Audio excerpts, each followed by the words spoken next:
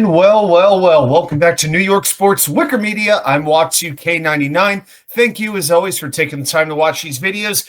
Here we go. It is week 6 in the National Football League season, and we are here to make confidence picks for every game on the week 6 schedule. 15 games this week, so we are going to pick winners. We don't pick against the spread, and we are going to assign our confidence rating from 15, the game we got the most confidence in, down to 1, the game we've got the least confidence in, and we're going to see how we do. So before we get into week 6, we got to take a look back. As much as I am dreading this look back at week 5. Oh my gosh. Record of 5 wins and 9 losses. This was a rough week for a lot of pickers. Only 40 points amassed total. Hey, at least I got them to the number 14 game correct. But my gosh. This takes the record down to 44-33 for the year, 430 points. Amazingly, though, I actually climbed the ESPN rankings up 2.5%. So up from 73.5%, now at 76%. This week, the goal is to move into the 80 percentile and onward and upward. All right, so let's get into these games. So the teams that are off this week are the Texans and the Vikings. Let's get into number 15, the game I got the most confidence in. The team that I believe in the most this week is the Green Bay Packers at home, hosting the Cincinnati Bengals. So Cincy just acquired Joe Flacco in a trade. So Flacco, or whoever is going to play quarterback this week, because he may not be the only one playing quarterback, you're going on the road against a very good Packers defense that's coming off a bye week. And Green Bay's defense didn't play all that well the last time they were out there, but they are a much better team at home than on the road. Even though they're 2-1-1, I think the Packers are going to use this game to make a statement to the rest of the league, or at least as much of a statement as you can make going against the Cincinnati Bengals who don't have Joe Burrow. So give me the Packers, best bet with my number 15 pick. Number 14, well, as you can see behind me, it is Tottenham Spur. And this week, it's the Broncos and the Jets in London, England. I'm convinced that this is America's revenge on Europe for that absolute disgrace of a Ryder Cup a couple of weeks ago. Yeah, you beat us in the Ryder Cup? Okay, up yours. We're going to send you the Jets. That's what we're going to do. So shove that, Europe. That's the only thing that I can conclude from this. Do the Jets have a chance in this game? Yeah, Denver thinks that it's a trap game, and they absolutely don't care. I think about that Denver pass rush going up against that terrible pass-blocking offensive line. Patrick Surtain can contain Garrett Wilson.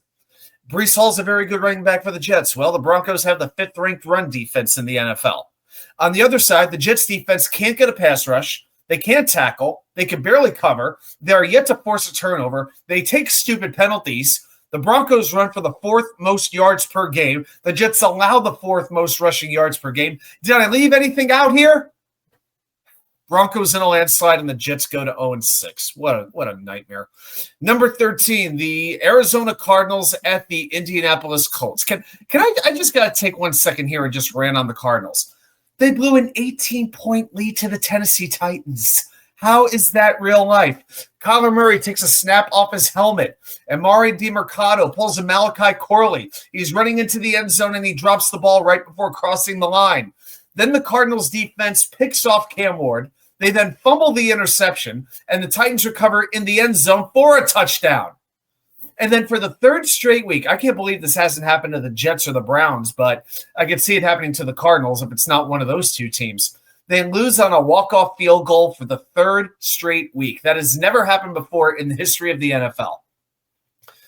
And then we look at the Cardinals have given up the 5th most passing yards in the NFL this year, even though they faced a pretty easy quarterback slate. Bryce Young, Spencer Rattler, Daniel Jones, good as he's played, Sam Darnold, Cam Ward. This is not exactly Allen Jackson, Mahomes. We're not talking about that level here. But now comes a step up in competition. It's Daniel Jones, Jonathan Taylor, the rest of the Indianapolis Colts. This game's in Lucas Oil Stadium.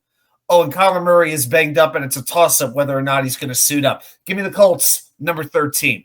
Number 12, the Thursday night game, the Philadelphia Eagles at the New York Giants. Eagles coming off an inexplicable loss last week at home, a 4th-quarter meltdown to the Denver Broncos. Saquon Barkley has not gotten off to a great start this year. He's a little bit banged up, but he will play, and I expect him to get fed. And I look at that Giants offense. no Malik Neighbors, as we know, no Darius Slayton. Their wide receiver core is now down to Jalen Hyatt, Bo Collins, and Wan'Dale Robinson. Good luck, Jackson Dart. The Giants turned the football over 5 times in New Orleans, and Philly's defense is that much more equipped to make impact plays. By the way, the Giants have not won a Thursday night game since 2015. And in the 7 losses they've had on a Thursday, they're by an average of 10 points. Give me the Eagles on the road. All right, we went from Sunday morning to Thursday night. Now we're going to go to Monday night. The Buffalo Bills at the Atlanta Falcons. The damn Falcons are back from their bye. The team that I never, ever, ever pick right. So whatever I pick here, I advise you to just pick the opposite. But I am picking the Bills on the road. Now, the Falcons will present a tough challenge for a Bills defense that has not been as good as advertised. I do think Bijan Robinson will do some damage, but Josh Allen is going to have to be protected because Atlanta can rush the passer. If the offensive line holds up, as I think it should, he could definitely throw on this Atlanta secondary. So I am taking the Bills. And I think one of the big reasons is they just lost a nationally televised game at home to a division opponent. I can't see them losing 2 in a row. All right, give me Buffalo there. Speaking of that Buffalo loss, the number 10 game has the New England Patriots, the team that beat Buffalo last Sunday, at the New Orleans Saints. Well, good for the Saints getting a win against the Giants. Congratulations. And the Patriots, well, they're rolling after that stunning win Sunday night. Now, I expect the Saints to try to run on the Patriot defense, so expect New England to do everything they can to try to take that away. I think it's a close game, but I would always bet on Mike Vrabel finding a way when all else seems to be pretty similar. I don't think the Patriots are like a dominant team. I can see them having slip-ups here and there. I just don't think the loss is going to come against New Orleans. Number 9, the Cleveland Browns at the Pittsburgh Steelers. Well, the Browns have lost 19 of their last 20 games in Pittsburgh, Pennsylvania.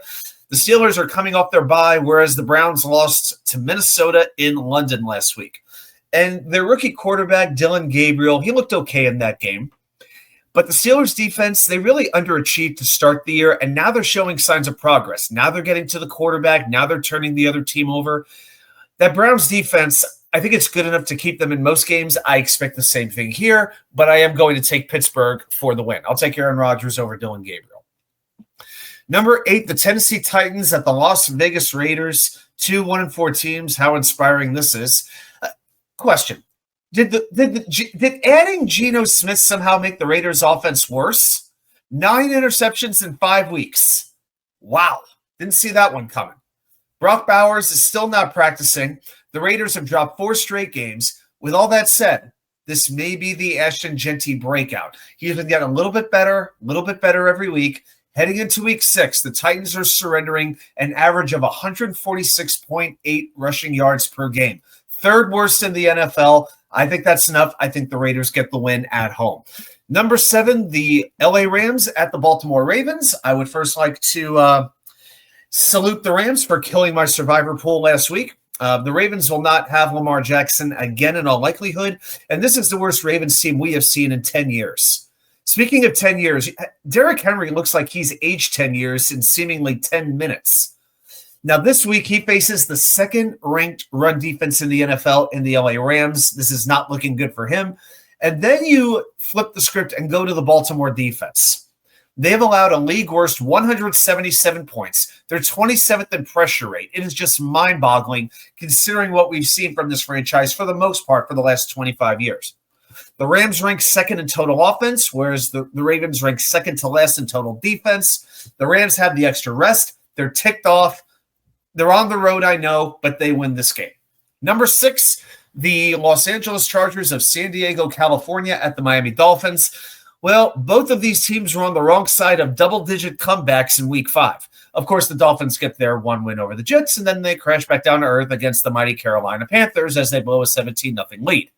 Chargers started the season by winning 3 straight. Now they've dropped 2 straight. Miami's defense, they do struggle against the run, but the Chargers just lost their rookie running back, Hampton. And the fun thing about this is you get that Herbert-Tua dynamic. Remember, Miami opted to draft Tua Tagovailoa over Justin Herbert back in 2020. And as for Herbert, well, he's going against a Miami defense that is surrendering a 117.6 passer rating to opposing quarterbacks. Let me put that in perspective. The highest career passing rating by any quarterback in NFL history is 103. Okay? The Dolphins are allowing a 117 passer rating to opposing quarterbacks. Oh, and on the other side, Tua is facing a Chargers defense that's fifth in sacks and fifth in passing yards allowed. Give me the Chargers on the road. Number 5, the Dallas Cowboys at the Carolina Panthers. You know what? I'll give the Panthers credit for not being a bottom 3 team in football like I was thinking. I just still wrestle with the idea of giving them a chance against any decent team. Even if Rico Dowdle is preparing this to be his revenge game as he faces his old team, the Cowboys. I just don't think the Carolina defense can keep up with Dak, Javonte, and company. The offense is rolling. I'm taking the Cowboys on the road. Number 4, let's go to the Sunday night game, the Detroit Lions at the Kansas City Chiefs. Well, here's your main event. Kansas City is 0-3 in one-score games. Last year, they were 11-0 in one-score games. Their identity has changed significantly this year. The Lions have won 4 straight games. That's the longest streak in the league. During that streak, they are averaging 40.3 points per game. Yikes. And that Lions rushing tandem of Gibbs and Montgomery, I think it's a problem for a Chiefs defense that has not done well against the run this year. Now, the Chiefs offense does seem to be playing better. Last week, they put up 476 yards against the Jaguars, and the Lions are beat up at quarterback. Terrion Arnold, DJ Reed, both out, but the defense does have 16 sacks. That's second in the league. Normally, when it's this close, I go with the home team, especially the Chiefs, but I just can't assume they're going to win because they're playing at home anymore. Give me the Lions to win on the road. Picking a lot of road teams here. All right, number 3, the other Monday Night Football game, the Chicago Bears at the Washington Commandskins. This is a Monday Night Football game that bears watching. Caleb Williams against Jaden Daniels, the 2 top picks in the 2024 NFL Draft. The rematch from last year's game where Daniels won it at the very end with a Hail Mary. The Bears have won 2 straight, but they had a bye last week. Momentum halted in my mind. As for Washington, they got their season back on track as Daniels returns to the lineup. Jacoby Krosky-Merritt had 14 carries, 111 yards, and 2 touchdowns. That gives them more opportunities in the running game. And I just don't trust this Bears defense, which has allowed opposing offenses to amass 421 total yards per game over their last 3 games. Washington wins this game. Number 2, if Chiefs-Lions isn't your main event, then 49ers-Buccaneers is. I hate both of these 4-1 teams right now. Why? I hate Tampa Bay because they have Todd Bowles and Baker Mayfield, who's as good as he is a bit of a jerk. And I hate San Francisco because, as I may have mentioned, they beat the Rams in my survivor pool. Lost on my chance of $700, but I will not be bitter. Matt Jones, of course, now becoming a star since he's in San Francisco. I keep telling everybody it's quarterback rehab down there in San Francisco. You got a struggling quarterback, send him to San Francisco for a year. It's like he's just dipped in magic waters, and he comes out as a credible NFL quarterback. But I'll give you a stat that I found pretty cool. This is the first time ever there are 2 teams playing each other who are both coming off 5 straight games, all decided by 6 points or less. I think that's pretty cool. Now, the Niners lead the NFL with 290 passing yards per game. They have the extra rest, but Tampa Bay is home. It's very hard to imagine this doesn't go down to the wire. I'm going to take Tampa Bay in their building because you know what? They so often seem to find a way when it doesn't make sense. Eventually, all these Niners injuries have to catch up, and you won't see as many Niner fans in Tampa Bay as you did in SoFi Stadium when there's maybe it was like 10% Rams fans, 90% 49ers fans. Just ridiculous. All right, and then game number 1, the game I've got the least confidence in this week is the Seattle Seahawks at the Jacksonville Jaguars. I think this is going to be a fun game, and yet pretty much nobody outside of Duval County and Washington State are going to watch it. Both quarterbacks, Darnold and Lawrence, are playing well, but I hope you like defense because I think defense controls this game. Seattle's defense is consistently stout. The Jags force a lot of turnovers, but Jacksonville's coming off a short week. And one of the things I like about Seattle, under Mike Macdonald as their head coach, they are 9-1 in their last 10 road games, including winners of their last 8. So this team knows how to win on the road. They're comfortable winning on the road. And I've just had confidence since the beginning that Seattle was going to have a really good year. And despite losing their opening game to San Francisco, I think we're seeing signs of that. So I'm going to take Seattle with my number 1 pick. All right, those are my 15 picks for the games this week. If you've got some predictions, put them right down there in the comments. Reminder, please like, subscribe if you haven't already. Share the channel with a friend, family member, enemy, in-law, outlaw, whatever works for you. Everybody, thanks so much. Join me Wednesday night live, 6 p.m. for the live show, and I will see you all right back here with more content from you know where. The Wicker Chair.